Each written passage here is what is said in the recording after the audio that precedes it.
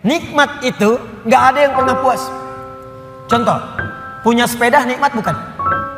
Punya motor nikmat tidak? Punya mobil nikmat tidak? Pertanyaan saya, ketika Anda dapat sepeda, apakah merasa cukup dengan sepeda? Kalau sudah dapat sepeda, pengen apa? Sudah dapat motor, pengen apa? Sudah punya mobil, pengen apa? Pesawat. Garasi nggak punya, nerbangin nggak bisa, masih pengen. Belum menikah, pengen apa? Menikah. Sudah menikah, pengen apa? Punya anak. Sudah punya anak, pengen apa? Pengen cucu.